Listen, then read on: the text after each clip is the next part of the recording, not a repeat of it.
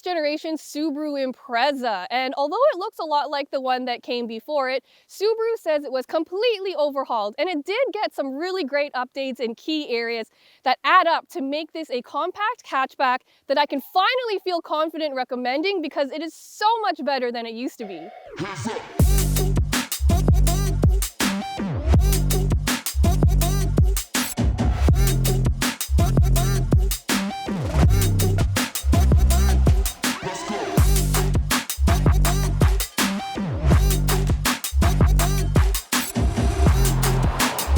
For more expert car reviews, don't forget to share our channel and subscribe so you can catch some of this and maybe even a little of that. So the first thing that's different about this generation of Subaru Impreza is that the sedan has been discontinued, so you can only buy the hatchback now, which is fine by me because I actually think the hatchback is a lot more practical, so that's great. Other couple changes is that it looks quite a bit cooler than it used to. There's actually a bit of style in there now, whereas before I thought it was a little bit on the boring side. The model I'm driving is actually a new RS model, which is new for this generation. It gets a couple trim bits outside and some dark wheels to help make it look a bit sportier, but it's not a performance model. It does, however, get an upgraded 2.5-liter 4-cylinder engine. And I like this engine a lot because that was one of my main beefs with the previous generation model, is that the 2-liter one was just way too slow. So luckily with this new engine, it has 182 horsepower and 178 pound-feet of torque. And what that means is that actually gives you enough power to pass someone on the highway or get up to highway speeds without sweating bullets because you might not make it. And that was honestly my experience with the old one. So all around, these powertrain improvements were much needed, and I'm really happy that this Subaru Impreza got what it needed.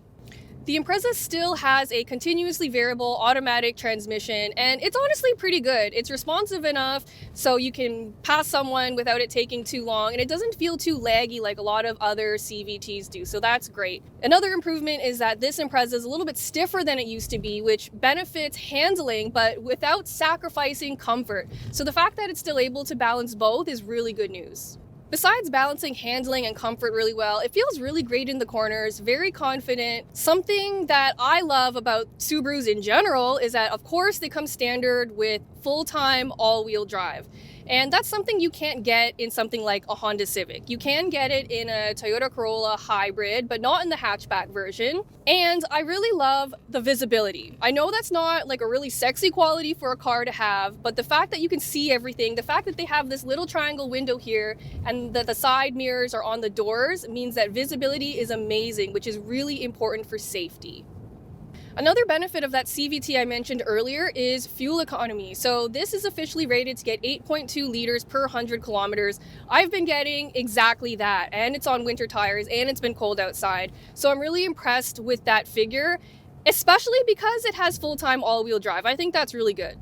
The Impreza also got a lot of great updates inside too. One of the biggest ones is that it now has this vertically oriented touchscreen, and it is really good. I like it because it happens to be very user-friendly, but it also has a home button, which is weirdly hard to find in new cars. And it also has a really great tray of shortcuts for the HVAC and hard buttons for climate controls as well, which makes it a lot less distracting to use when you're on the go. There's also wireless Apple CarPlay and Android Auto, and it uses up a huge portion of the screen, so there's no weird dead zones. The integration is really nice. You can't see Google Maps instructions in the instrument cluster, but because it's so easy to flip back and forth between different screens, that's totally fine. And the interior is also pretty nice. I like the fact that these seats have these red details to kind of give it a bit of life, and I know they're cloth seats, but they don't feel terrible. There's also a lot of great features in here that come standard with this RS model, like a heated steering wheel, heated seats, wireless phone charger, big sunroof. Those are all really great to see, especially at this price point. I feel like Subaru really understands its audience really well. One example of that is that when you open the rear doors, there's a little step that you can use, which is great because Subaru people are generally pretty outdoorsy and they might be using roof racks. So you can use that as a step to install stuff on the roof, which I thought was a very thoughtful detail that I don't see in other cars. And the rest of the interior is really practical too. These hard plastic surfaces, they don't feel great, but they are easier to clean.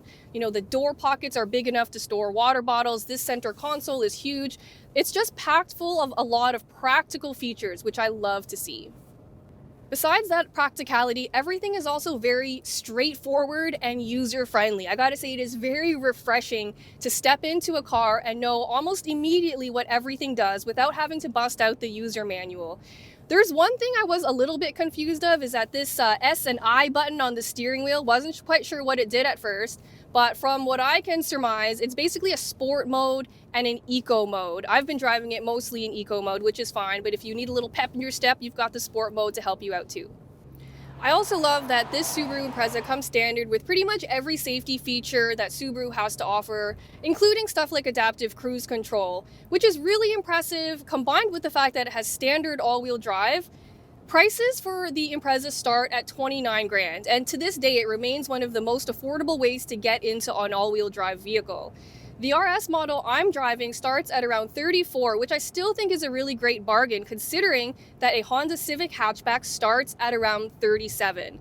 So the Impreza feels a lot more substantial than a vehicle like the Toyota Corolla, maybe not as upscale as something like a Honda Civic, but again, for the price, I think what the Subaru Impreza has going on here is really impressive. To recap, I love the Subaru Impreza's practicality, its price, and how well-rounded it is. I'm not a big fan of the hard plastics, but in general, I like the Impreza a lot. The Subaru Impreza has been improved in all the ways that matter. It's not the flashiest or the sexiest vehicle out there, but it does what it does really well, and that's focus on practicality and usability. And it doesn't try to distract you with any gimmicks, so there's a certain honesty there that I really appreciate. And now that it finally has more power, it's easily one of the best compact cars out there.